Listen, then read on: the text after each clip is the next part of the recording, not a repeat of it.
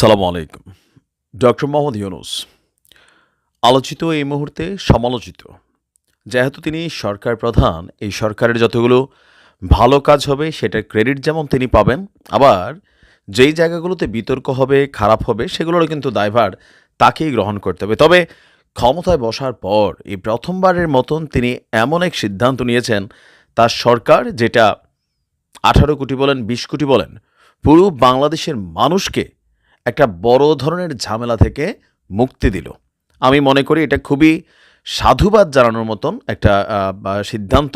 আর এতে সবচেয়ে বেশি আমরা যারা প্রবাসীরা আছি, বিশেষ করে যারা বিদেশগামী বা প্রবাসী আছি, তারা সবচেয়ে বেশি আমরা এখানে বেনিফিটেড হতে চাচ্ছি। দর্শক, আমরা সবাই প্রত্যেকেই ব্যক্তিজীবনে আপনার পাসপোর্ট করি।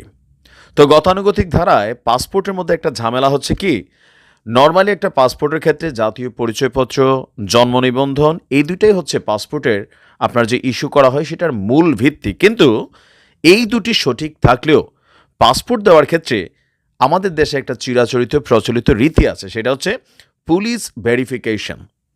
আর এই পুলিশ ভেরিফিকেশনের ফাঁদে আমাদের অনেক পুলিশ কর্মকর্তাদের মাসাল্লাহ ভালোই ইনকাম হয়, কিন্তু অনেক মানুষ এটার জন্য অতিরিক্ত টাকা খরচ করতে হয়।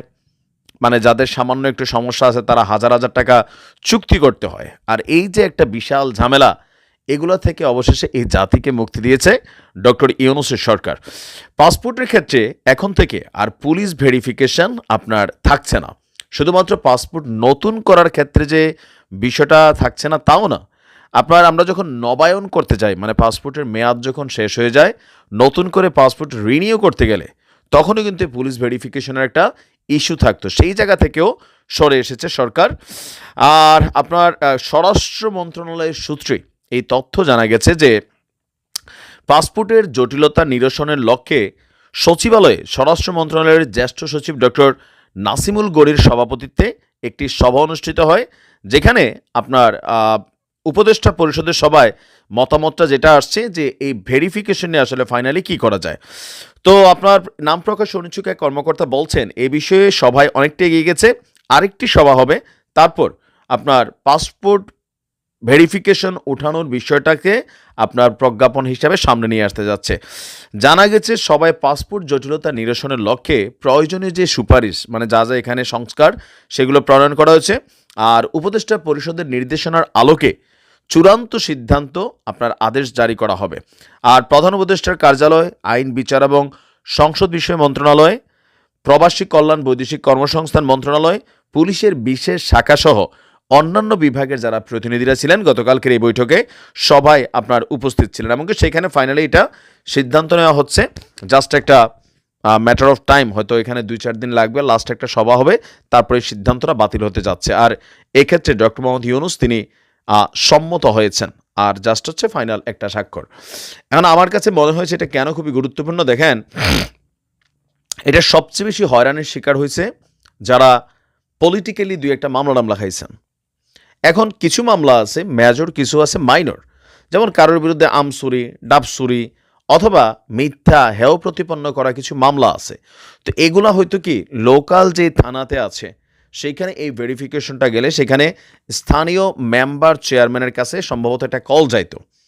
তো তাদের মাধ্যমে আবার আমাদের থানা থেকে যেই মানে পুলিশ কর্মকর্তারা যাইতেন, তো পলিটিক্যালি অনেক সময় ঝামেলার মধ্যে পড়তে হইতো। আবার অনেকে আছে এমনিও যাইয়া এই যে আসছি, আমাদের পুলিশের সরকারি বেতন দেওয়া হচ্ছে, তারপরেও অফিসে থেকে বাসায় গিয়া ভেরিফিকেশনের পর 500-1000 হাদিয়া না দিলে মন ভরতো না, অথবা ভেরিফিকেশনটারে লেন্দি প্রসেসিংয়ে নিয়ে ফেলা হইতো। তো এই সকল উটকু ঝামেলা থেকে এই একটা সিদ্ধান্ত দলমত নির্বিশেষে সবাই এটা থেকে মুক্তি পাচ্ছে। তবে এই সিদ্ধান্তটা সবচেয়ে বেশি ফায়দাজনক হচ্ছে যারা আওয়ামী লীগের নেতাকর্মী আছেন, কেননা এই মুহূর্তে গত 16 বছর যেমন এই দেশ থেকে বিএনপি জামাতের নেতাকর্মীরা যে যেমনে পারছেন পরিচয় লুকাইয়া থানা পুলিশ ম্যানেজ করা, পাসপোর্টটারে রেডি করা, পুলিশ ভেরিফিকেশনটারে ক্রস করানো খুবই কঠিন একটা কাজ ছিল। তো সেই জায়গাতে তারা অনেক হিমশিম খাইছে।